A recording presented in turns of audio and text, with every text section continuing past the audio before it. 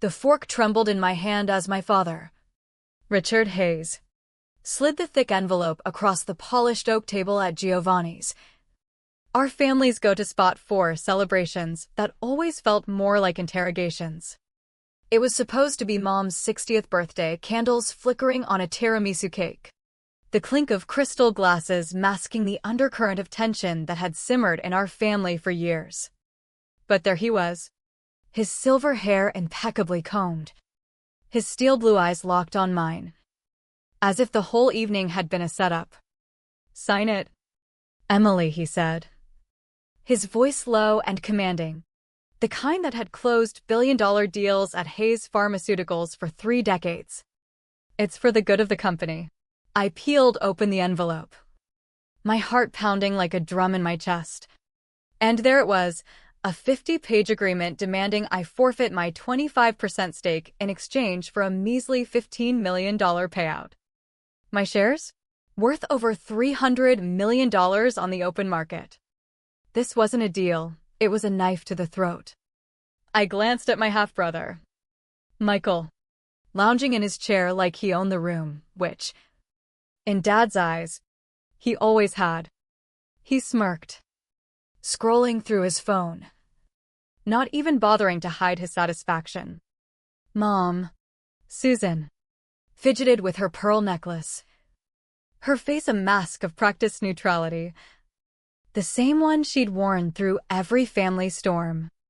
"Emily, honey, think about the future," she murmured, her voice soft but laced with that familiar plea to just go along, to not rock the boat. But this was capsizing it. I'd poured my life into Hayes Pharmaceuticals, my biochemistry PhD from Stanford, my MBA from Harvard. Endless nights in the lab developing our flagship oncology drug that boosted revenue by 40%. And now, at what should have been a milestone dinner, they were erasing me. "This is insane," I whispered, my voice cracking despite my effort to stay steady. Dad leaned forward, his knuckles whitening. "The board agrees. Too many family stakes complicate the merger. Sign, or you're fired by morning. No severance. No nothing." The words hung there, heavy as lead. And in that moment, the betrayal sank in like poison, slow, burning, irreversible. As I pushed back from the table, napkin crumpling to the floor, the other diners averted their eyes, pretending not to notice the unraveling of a New York power family. Michael's low chuckle followed me out the door, Mom's nervous sigh echoing in my ears. In the cab racing up Fifth Avenue, the city lights blurred into streaks, but my mind sharpened with every block. This wasn't just about money, it was about years of being sidelined, diminished, made invisible. Flashbacks hit me like waves. At 10, winning the National Science Fair with a project on gene editing, only for my trophy to be shoved in a drawer while Michael's mediocre soccer medal got pride of place on the mantel. "Girls don't need to show off," Mom had said, patting my head like I was a pet. At Stanford graduation, Dad skipped it for a board meeting, for Michael's barely passing degree from a state school. He threw a gala that hit the society pages. And the merger I'd spearheaded with European partners? Credited to Michael in the press release. "He needs the win," Dad had shrugged. As if my blood, sweat, and sacrifices were just footnotes. By the time I unlocked my Brooklyn loft, the anger had crystallized into resolve.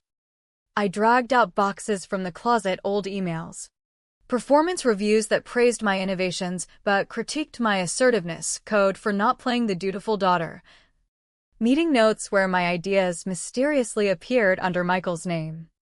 It all painted a picture of systematic sabotage, a family conspiracy to crown the son while burying the daughter. But why now? Why the ambush? I fired up my laptop, digging into recent SEC filings.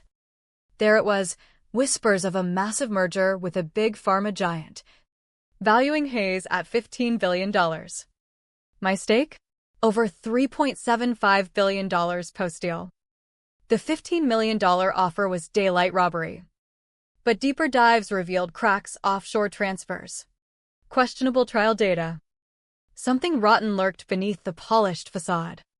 I scrolled through contacts, landing on David Thompson, our ex-CFO fired last year for creative differences. It was 1 a.m. But he picked up on the second ring. His voice wary but not surprised. Emily? Figured you'd call eventually. We met at a dingy all-night diner in Queens, away from prying eyes. He slid a jammer device across the table. Turn off your phone. Completely.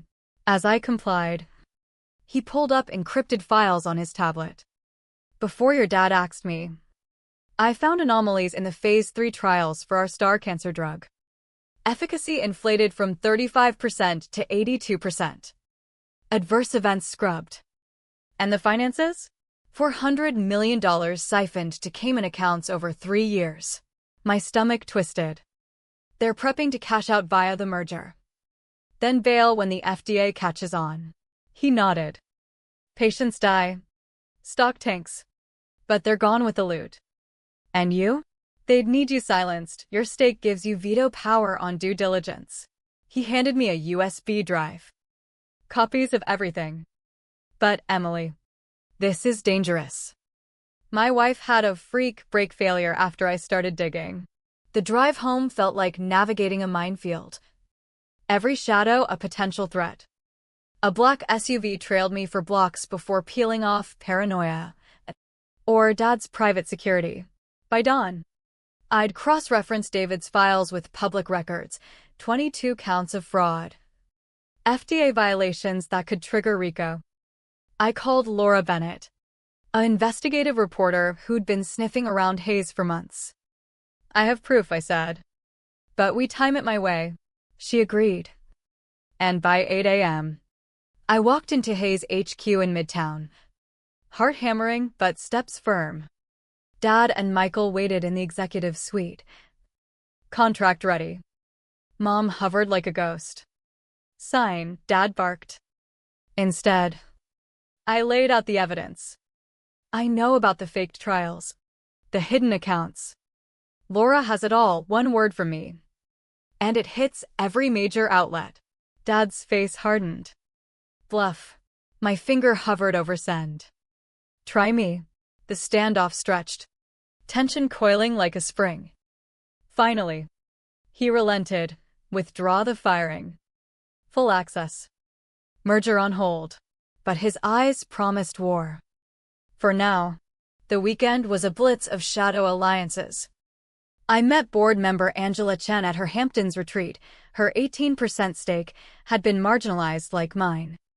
He's blocked my audits, she fumed over the files.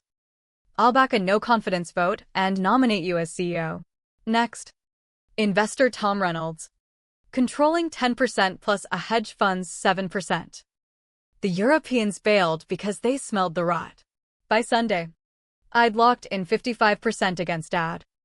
Laura prepped a story framing it as board heroism, not company collapse. But threats mounted, hacking alerts on my devices. A suspicious van outside my loft. I countered by contacting Michael's estranged wife, Vanessa, mid-divorce. Furious over hidden assets. I can prove the offshore millions I offered. Testify about his bribes to regulators? She snarled. With glee. Monday's board meeting was an ambush in reverse. Dad opened with smears. Emily's unstable, needs evaluation. But I projected the files, emails ordering data tweaks, bribes to senators. Even the near miss on David's wife. Chaos erupted. Angela moved for removal, votes piled against them, 60% aye. Security escorted Dad and Michael out as FBI agents stormed in. Tipped off by Laura. Arrest warrants for fraud and conspiracy. Mom wailed. But I held firm, you enabled this. In the aftermath, the board voted me interim CEO. Stock plunged 35%. But we cooperated fully, recalls. Audits. A $1.5 billion patient fund. Dad and Michael were nabbed fleeing to a private jet, bail denied after threats surfaced. 6 months on. In the revamped boardroom, open. Light-filled, I reviewed the rebuild. Value halved but honest. Trials verified at 58% efficacy. Dad got 20 years. Michael 12. Mom vanished to Miami, disowning me. A letter from Dad arrived. You became the monster I raised. Watch your back. I shredded it. Threats lingered, shadowy figures. But I faced them head-on. And in turn thanked me. Your recall saved my dad. That was the true win. Amid the scars of betrayal, the family shattered. But Hayes rose from the ashes, built on truth, not the throne of lies I'd toppled. The cost? Everything personal. The reward? Integrity. Hard-won and unbreakable.